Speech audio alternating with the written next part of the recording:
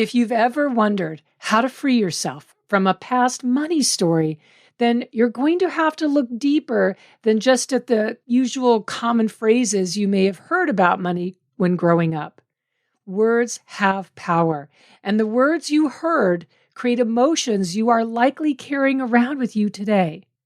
Stay tuned to find out the 3 levels of money messaging you received growing up as we take our first look together at the money imprinting you experienced from the primary woman in your life when you were growing up.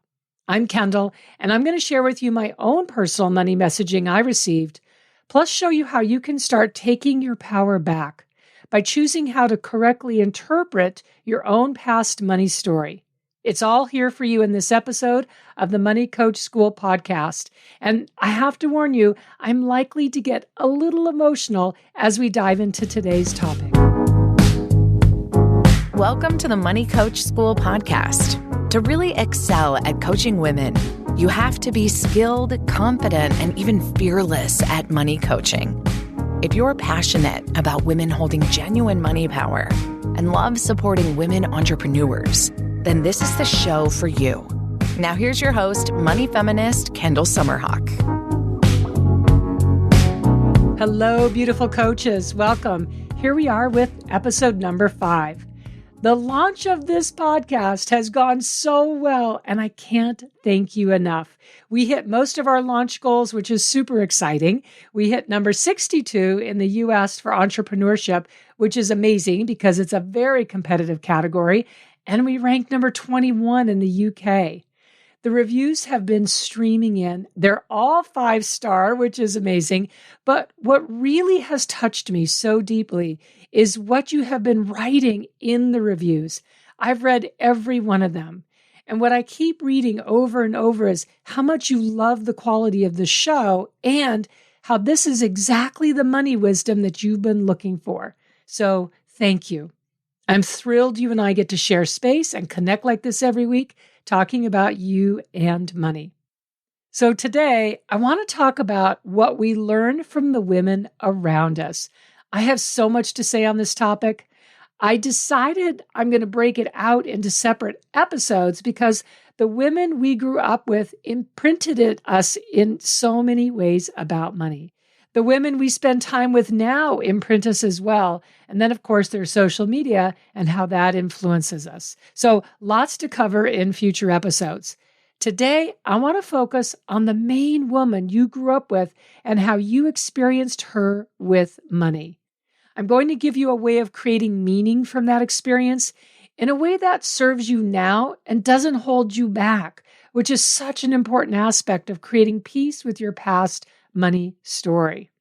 So I know everyone tells you to look at what your family said about money, but I want you to get much, much more clarity than just that. I want you to think about first, who was the central woman in your growing up? For me, it was my mom. So whoever it is for you, there are 3 levels of money messaging that you get from your early money imprinting. Level 1 is what this central woman in your life said about money. Level 2 is how this woman behaved with money.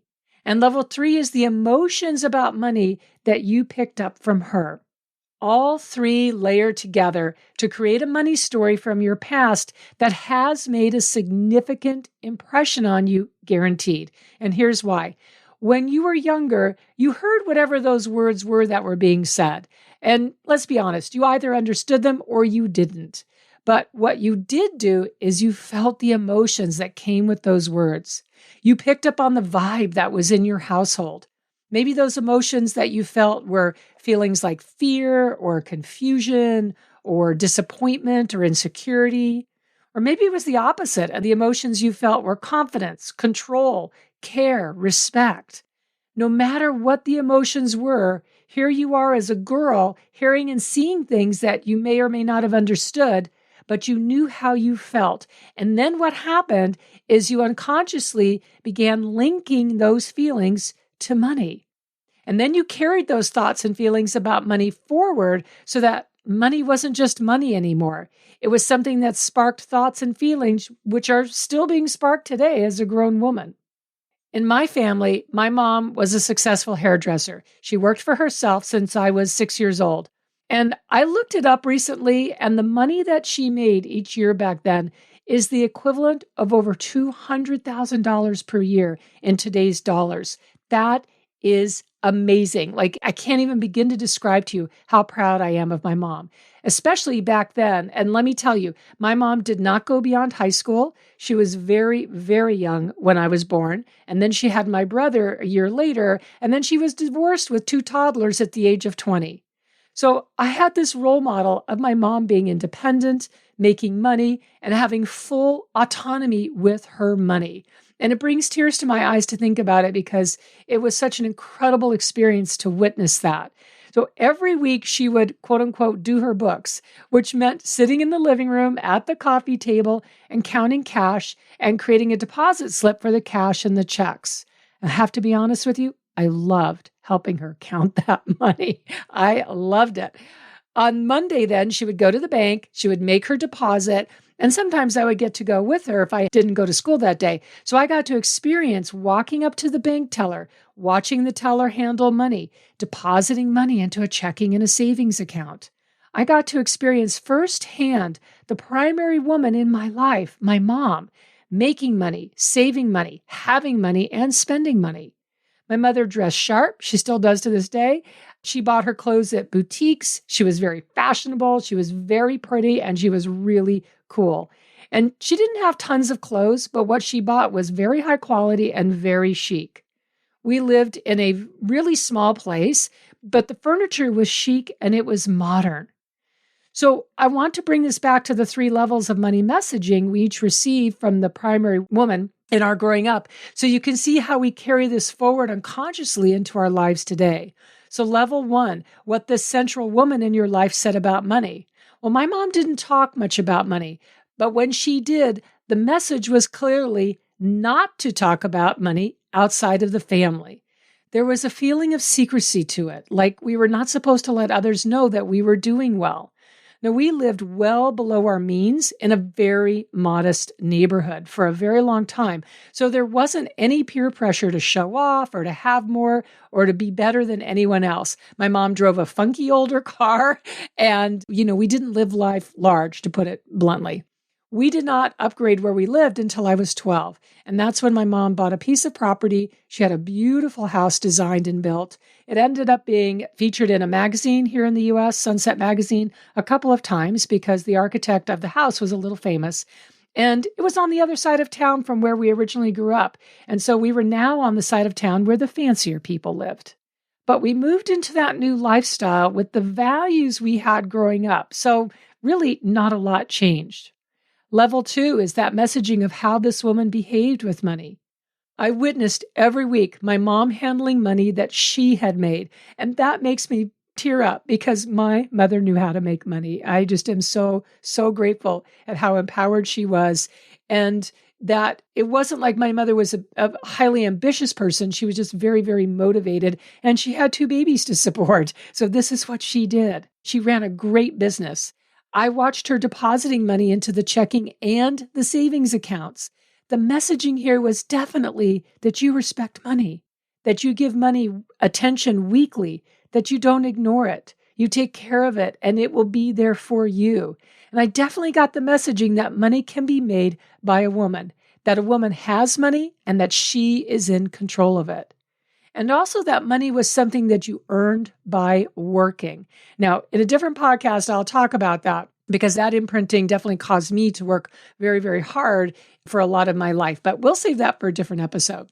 So let's look at the messaging level 3, the emotions about money that you pick up from that primary woman in your life. So the emotions I picked up were acceptance, normalcy, and a sense of appreciation. But that messaging of secrecy was also there for me, and that got interpreted by me as shame and as worrying about what other people will think if they knew we had more than they do. So when you layer the messaging of 1, 2, and 3 together, it creates an overall money story growing up that a woman can make money and have money authority, but best not to tell anyone outside of the family about it. And the overall emotions I carried forward are certainly of opportunity and independence, but also secrecy and shame.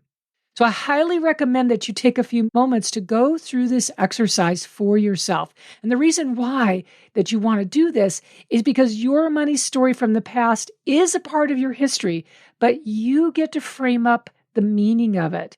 Because even though now, as a grown woman and in business for yourself, below the surface at an unconscious level, your business is being run by the thoughts and feelings you took on from the main woman around you when you were younger.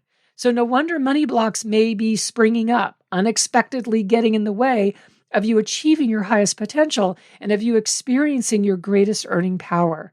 Even for me, because while my money story past certainly has a lot of positives to it, and at a very unique time in our history when nobody's mom I knew worked. They didn't work. I didn't see other girls' moms having money, working, going off to work, and having that level of financial independence. So I certainly am extremely grateful and appreciative that I got to experience that growing up. But the secrecy and my interpreting that to mean feeling shame has stayed with me and has definitely held me back. I can feel that it has put a lid on what I've allowed myself to make and to have. So even though I've made tens of millions of dollars and I have savings, my retirement is fully funded, I know without a doubt those feelings of shame have created a glass ceiling that I still want to break through. It's like if all that is what I've accomplished while feeling money shame, imagine what is possible by releasing that shame. How many more people's lives could I be impacting? How much bigger could my reach out into the world be? Whatever your money story from the past is, you first want to get crystal clear on what it is, and then you want to see with eyes wide open how it's impacting you today. And then you make a new decision. And here's a paradigm shift that I want to leave you with here today. You can reframe the meaning given to your past money story because you are no longer willing to stand for it defining you. You can celebrate the parts of your past money story that are helpful and supportive for you today, and the rest, well, it's time to give it a new meaning. You can take back your power from what happened long ago. The primary woman in your growing up was no doubt doing her best with money. And let's be honest here, women have not had it easy with money. They haven't been taught how to make it, keep it, save it, have it, or have autonomy with it, which makes this your moment to choose that as your path. You can speak about money purposefully, powerfully, and positively. You can create money actions that signal respect and appreciation and caring for money. I mean, it is a relationship after all. And don't you want all of your relationships to have respect, appreciation, and caring integrated into them? Of course you do. And you can consciously choose the emotions that you want to feel when you think about money. This is your money reinvention. All right. All right. So thank you for listening. And I can't wait to connect with you again next week in our next episode. Thank you so much for tuning into this week's episode of the Money Coach School podcast. If you enjoyed this podcast, make sure you follow so you never miss an episode. Also, I would so love and appreciate if you would leave a 5-star review. Your review supports women just like you in discovering all of the juicy tips and insights I'm sharing here on how to coach women on money. And if you want to learn how to excel at coaching women on money, definitely go to KendallSummerhawk.com and check out the wealth of money coach trainings that we have for you. Thanks so much for being part of this money coaching movement and for tuning into the show every week.